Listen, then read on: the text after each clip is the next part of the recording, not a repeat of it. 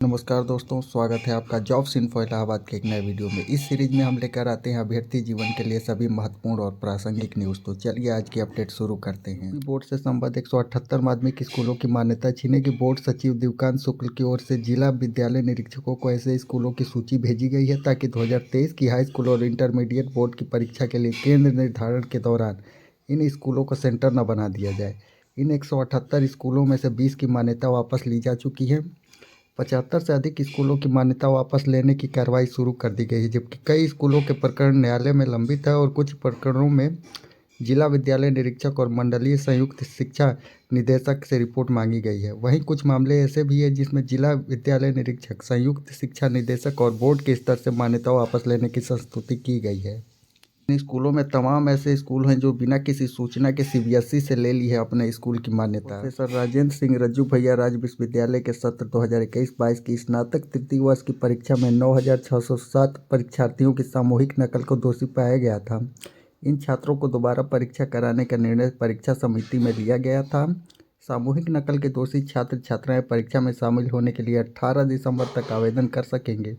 परीक्षा 23 दिसंबर से शुरू होगी। के लिए प्रवेश पत्र 20 दिसंबर को वेबसाइट पर अपलोड कर दिया जाएगा। कुल सचिव संजय कुमार की ओर से जारी नोटिस के अनुसार यह परीक्षा 23, 24, 26 और 27 दिसंबर को आयोजित की जाएगी। समाज कल्याण विभाग की ओर से संचालित निःशुल्क कोचिंग की प्रवेश परीक्षा रविवार को होगी। 2 केंद्र बदल गए हैं। समाज कल्याण अधिकारी त्रिनेत्र कुमार सिंह का कहना है कि सीएवी इंटर कॉलेज में होने वाली परीक्षा रणजीत पंडित इंटर कॉलेज नैनी में होगी, जबकि राजकीय इंटर कॉलेज रामबाग का परीक्षा केंद्र अब महिला सेवा सदन इंटर कॉलेज बैराना हो गया है।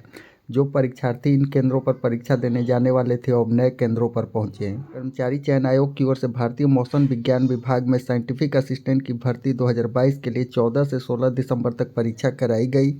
मध्य क्षेत्र के अधीन उत्तर प्रदेश और बिहार में पंजीकृत 51,667 अभ्यर्थियों में से केवल 23,027 परीक्षा में शामिल हुए। इलाहाबाद उच्च न्यायालय में कई पदों पर होने वाली भर्ती के लिए प्रवेश पत्र जारी कर दिए गए हैं। जिन उम्मीदवारों ने इलाहाबाद हाईकोर्ट की ग्रुप सी और ग्रुप डी की परीक्षा के लिए आवेदन किया था वो आधिकारिक वेबसाइट से अपने प्रवेश पत्र को डाउनलोड कर सकते हैं। प्रवेश पत्र डाउनलोड करने के लिए जरूरी विवरण दर्ज करना होगा। उम्मीदवार नीचे दी गई प्रक्रिया का पालन करते हुए पत्र डाउनलोड कर सकते हैं। इलाहाबाद हाईकोर्ट की ग्रुप सी और ग्रुप डी की परीक्षा 17 और 18 दिसंबर 2022 को उत्तर प्रदेश के अलग अलग जिलों में कराई जाएगी। परीक्षा दोपहर 3 बजे से शाम 4:30 बजे तक आयोजित होगी। इलाहाबाद हाईकोर्ट की इस भर्ती प्रक्रिया के माध्यम से कुल 2720 पदों को भरा जाना है। इनमें से 1021 पद ग्रुप सी के और 1699 पद ग्रुप डी कैडर के हैं। विश्वविद्यालय अनुदान आयोग के chairman professor M Jagdish Kumar ने शुक्रवार को कहा कि शैक्षणिक सत्र 2023-24 में बीए, बीकॉम, बीएससी प्रोग्राम के तहत पढ़ाई हिंदी, अंग्रेजी समेत 12 भारतीय भाषाओं में करने का मौका मिलेगा। यूजीसी ने स्नातक प्रोग्राम की पाठ्य पुस्तकों को भारतीय भाषाओं में अनुवाद के लिए भारतीय प्रकाशकों से बात की है। राष्ट्रीय शिक्षा नीति 2020 की सिफारिशों के तहत हिंदी, असमिया, बंगाली, गुजराती, कन्नड़, मलयालम, बंगाली, उड़िया, पंजाबी, उर्दू, तमिल, तेलुगु जैसी 12 भारतीय भाषाओं में अनुवाद का काम शुरू किया गया है। खास बात यह है कि देश भर के विश्वविद्यालयों में आगामी शैक्षणिक सत्र 2023 स्नातक और स्नातकोत्तर के प्रोग्राम के साथ अगस्त से शुरू होगा। सभी विश्वविद्यालयों को इन दोनों प्रोग्राम के दाखिले जुलाई के आखिरी हफ्ते तक पूरी करने अनिवार्य होंगे। इसका मकसद पाठ्य पुस्तकों को डिजिटल प्रारूप में सस्ती कीमतों पर उपलब्ध करवाना है। इसके अलावा भारतीय लेखकों को गैर तकनीकी विषयों के लिए भारतीय भाषाओं में पाठ्य पुस्तक लिखने के लिए प्रोत्साहित करना भी है। इलाहाबाद विश्वविद्यालय के संगठक कॉलेजों में स्नातक पाठ्यक्रमों में दाखिला अंतिम दौर में है। शीतकालीन अवकाश से पहले दाखिले की प्रक्रिया पूरी करने की तैयारी है ताकि शीतकालीन अवकाश से विश्वविद्यालय और कॉलेज खुले तो कक्षाएं शुरू हो सके। शुक्रवार को इलाहाबाद विश्वविद्यालय में नए बीए, एलएलबी और बीएफए के दाखिले के लिए नया कट ऑफ जारी कर दिया गया है। इन पाठ्यक्रमों में प्रवेश के लिए ऑनलाइन पंजीकरण एवं दस्तावेज अपलोड करने की प्रक्रिया 17 दिसंबर को सुबह 6:30 बजे से 18 दिसंबर को सुबह 11:30 बजे तक होगी। काउंसलिंग एवं निर्धारण 18 दिसंबर की सुबह 11:30 से शाम 5:30 बजे तक होगी।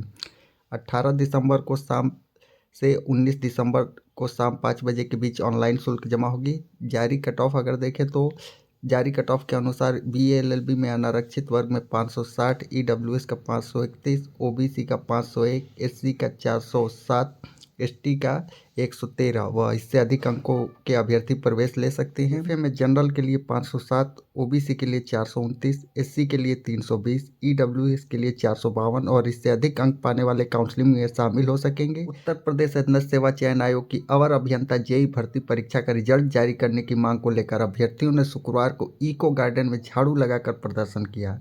Diploma engineering student welfare association के महासचिव उज्ज्वल वर्मा ने बताया कि आयोग ने साल 2018 में अवर अभियंता व संगणक के 1477 पदों के लिए भर्ती का विज्ञापन निकाला था।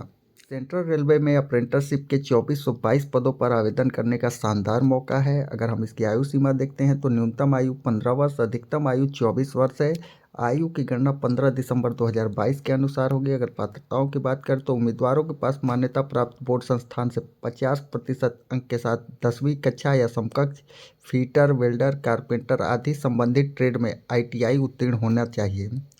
चयन प्रक्रिया की बात करें तो अभ्यर्थियों की मेरिट सूची मैट्रिक ITI में प्राप्त अंकों के आधार पर तैयार की जाएगी। उम्मीदवारों को मूल दस्तावेज, चिकित्सकीय प्रमाण पत्र का सत्यापन कराना होगा। अभ्यर्थियों की ट्रेनिंग की अवधि 1 वर्ष की होगी। स्टाइपेंड की बात करें अगर दोस्तों तो चयनित अभ्यर्थियों को 7,000 रुपये प्रति माह देय होगा। आवेदन की अंतिम तिथि की बात करें तो 15 जनवरी 2023 तक ऑनलाइन माध्यम से आप इसके लिए आवेदन कर सकते हैं। आवेदन की शुल्क 100 रुपये है। इसकी ऑफिशियल वेबसाइट है rrccr.com। नए सत्र से निजी स्कूलों में बच्चों की पढ़ाई महंगी हो गई है। स्कूल एसोसिएशन ने 1 अप्रैल 2023 से शुरू होने वाले सत्र के लिए 11.69% फीस में बढ़ोतरी कर दी है। यह दरें LKG से लेकर 12वीं तक लागू होगी। अनएडेड प्राइवेट स्कूल एसोसिएशन की गुरुवार रात बैठक हुई, जिस बैठक में सत्र 2023-24-23 फीस बढ़ोतरी के प्रस्ताव पर मुहर लगा दिया गया है। स्कूल प्रबंधकों की बैठक में तय किया गया कि अधिकतम 11.69% फीस बढ़ेगी। स्कूल चाहे तो उसको न बढ़ाएं या उससे कम बढ़ाएं, लेकिन इस तय सीमा से ऊपर वो फीस नहीं बढ़ा सकते हैं। यही इस बैठक में तय हुआ दोस्तों। मुख्यमंत्री श्री योगी आदित्यनाथ जी ने कहा कि यूपी लोक सेवा आयोग 5 वर्ष पहले बदनाम केंद्र बन गया था। उसके नाम से युवाओं को चिढ़ होती थी। लगता था कि कहीं न कहीं यह प्रदेश के युवाओं के साथ धोखा कर रहा है। उस समय की स्थिति चिंताजनक थी। युवा आंदोलनरत था, CBI जांच करानी पड़ रही थी। वहाँ भेदभाव, भ्रष्टाचार की शिकायतें आ रही थी। एक आयोग को चेयरमैन बना दिया गया था जो चयन प्रक्रिया को भ्रष्टाचार की गर्त में भेजता था। अब चयन की पूरी प्रक्रिया पारदर्शी हुई है, इसीलिए आप भी ईमानदारी से प्रदेश के विकास में सहयोग दें और कृषि के क्षेत्र में विकास की रफ्तार को डबल डिजिट में पहुंचाने में योगदान दें। मुख्यमंत्री जी के इस दावे के बारे में आपका क्या मानना है दोस्तों? क्या आपको लगता है कि आयोग में भ्रष्टाचार खत्म हो गया है और आयोग में पारदर्शिता बढ़ा दी गई है? कमेंट सेक्शन में अपने विचार जरूर बताएं।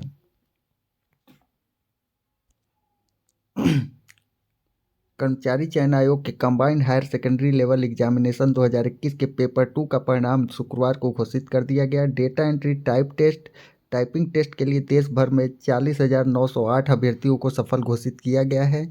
दोनों टेस्ट 6 जनवरी से होंगे। खास बात यह है कि मध्य क्षेत्र के अधीन उत्तर प्रदेश और बिहार के 12,152 अभ्यर्थियों ने सफलता हासिल की है। आज के अपडेट्स यहीं समाप्त होते हैं दोस्तों। अगर आपको ये वीडियो इन्फॉर्मेटिव लगा हो तो कृपया हमारे चैनल को सब्सक्राइब करके हमें सपोर्ट करें। बहुत बहुत धन्यवाद।